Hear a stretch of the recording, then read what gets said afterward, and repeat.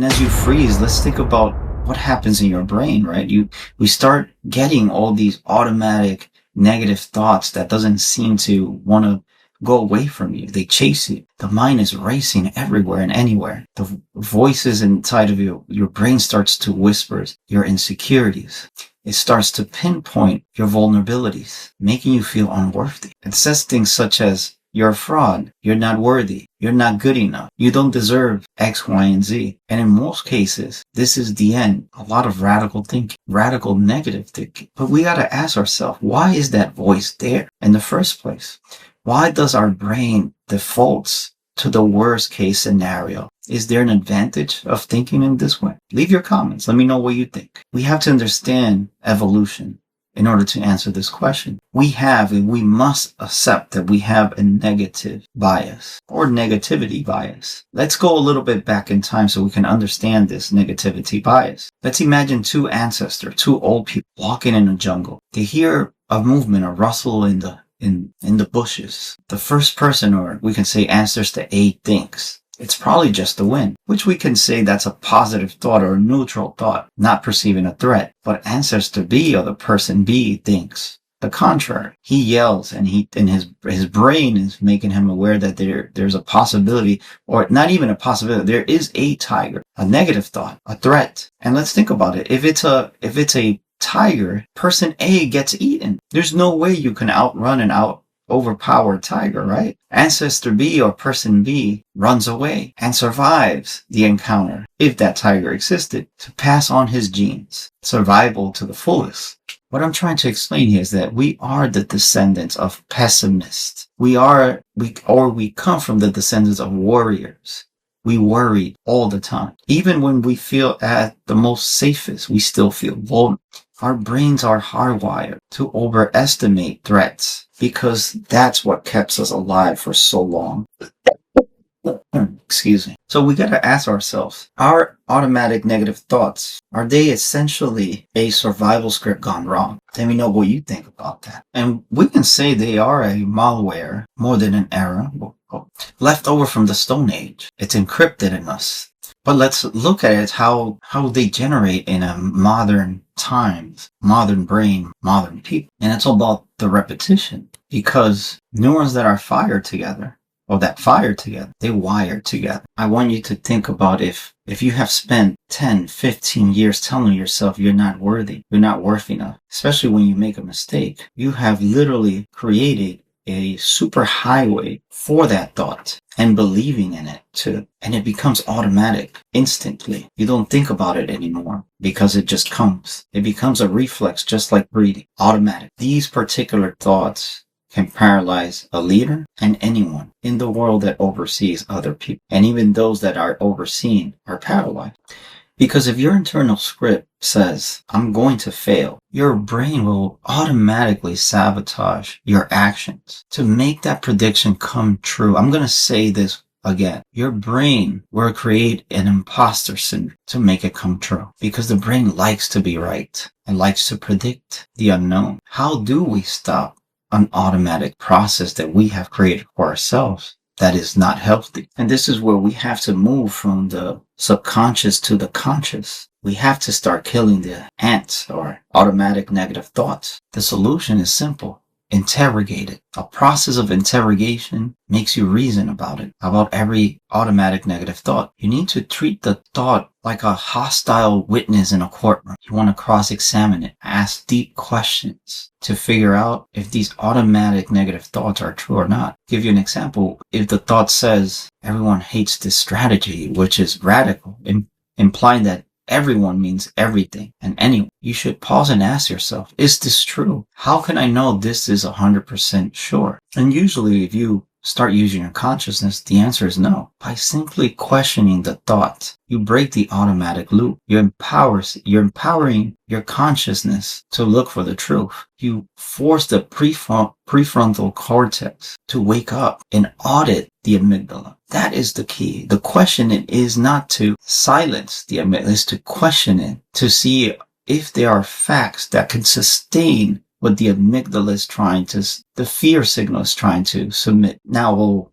this shut down immediately? No. It takes a lot of practice. It takes years of practice. Cognitive therapy helps a lot with this, where you're able to question your amygdala and at the end, stop the fear cycle that consumes you. But is fear bad? And we have to ask ourselves, if we knew how to handle fear and control it and mold it to our needs, fear will become more of a moral compass, a guide. Because sometimes what happens is we demonize fear so much that we forget it's good, the good in fear. We treat fear as if it's a defect, but we have to ask ourselves why God gave us this wiring. It gave it to us for a reason. And let's try to picture a scenario where fear is actually the most intelligent thing in the room. But in order to do that, we have to distinguish between irrational panic and somatic intuition. And to understand somatic intuition, let's understand the theory of the somatic marker hypothesis. It suggests that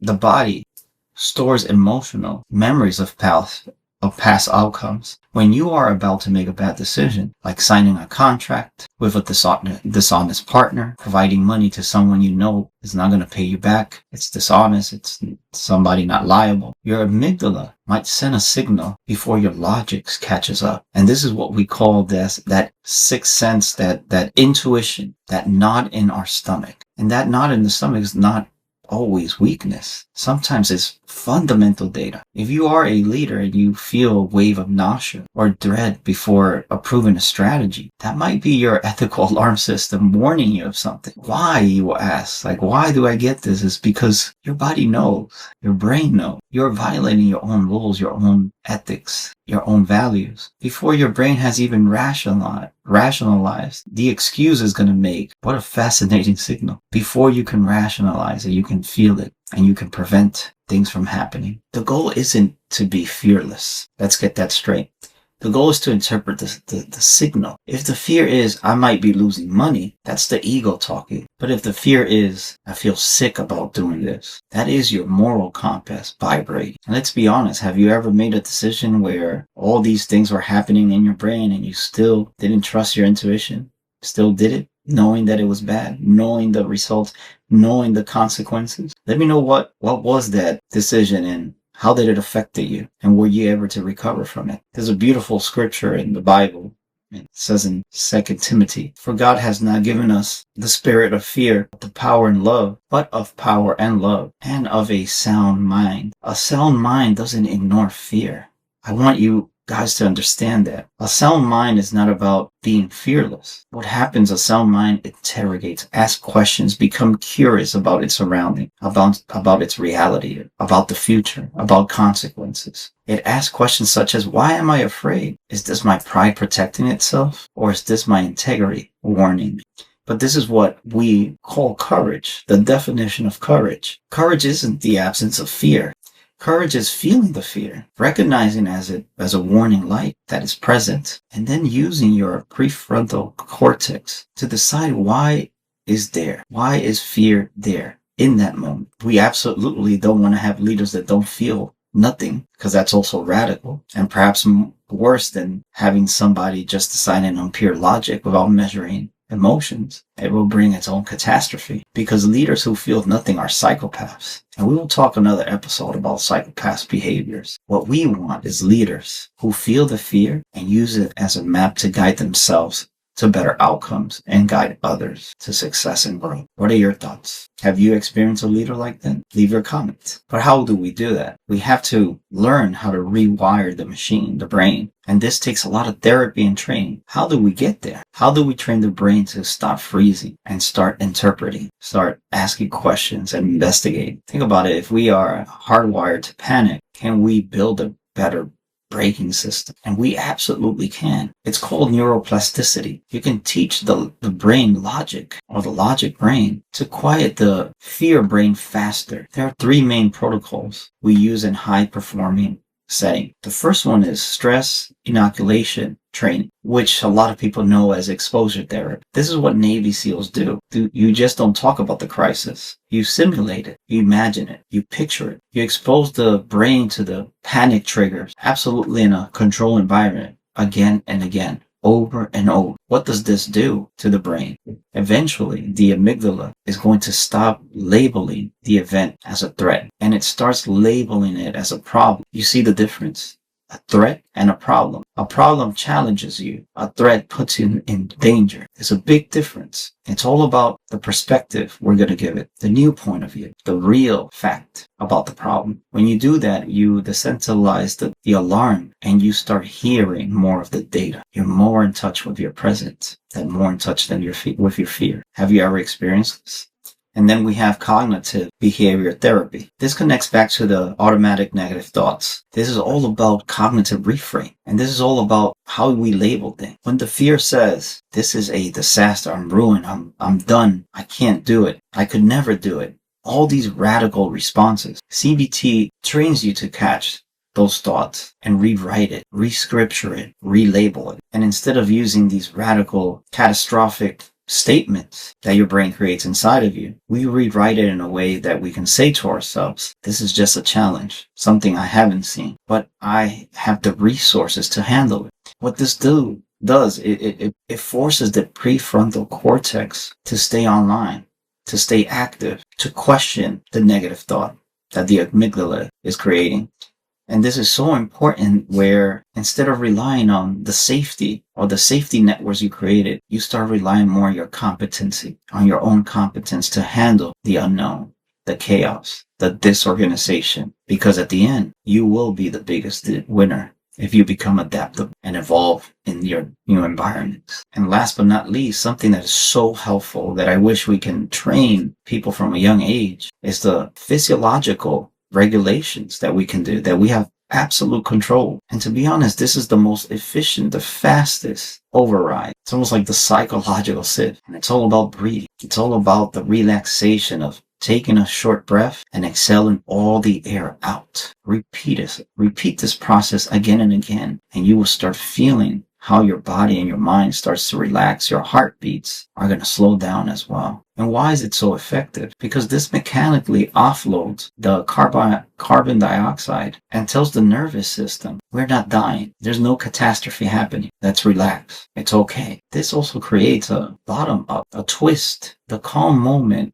that allows the brain to turn back into logic. Ethical courage is a muscle. You have to repeat until you master it. Breathing, it's all about the exhaling. When you exhale and you deflate completely, you're going to start feeling how your muscles relax. And you're going to start eventually paying more attention to your breathing than to how you feel or what you're thinking. You're stopping your brain from telling your kidneys to produce adrenaline to panic. You're signaling your brain to be relaxed, and you are in complete control of that. Regardless of how you feel, if you do it repeatedly, your body is going to be in tune with the mind. And this is so important that we do these breathing techniques when there is no danger, when the stakes are low, because if you're able to navigate and do this and apply this when everything is at peace, you will be able to do this when there is chaos. It's very hard to implement this or learn this when there's chaos, because already in chaos, it's going to disrupt your logical thinking. I would recommend 3 times a day, 10 minutes a day, just breathe and exhale all the air out of your lungs for 10 minutes, 3 times a day, and you will see how good you get and how you can use this tool when it matters most. Do you know how to breathe to overcome or prevent a panic attack? Welcome back again, Ethic Skill Podcast, where we explore human experiences. And if you haven't subscribed yet, do not forget our campaign. We are committed to transform your subscriptions into pro bono programs for mental health, so you can free somebody's mind from their traumas and help them heal just by subscribing. Very simple, and it costs absolutely nothing. Help us through this campaign, and we just want to pay forward, not only to our viewers, but for those that can't afford mental health services. Just remember, the statistics are real. Only 4 out of 10 Americans can afford mental health services. So help us change that. Hopefully, we can move the statistics and perhaps move it from 4 to 5 out of 10 people have good mental health services. Let's start.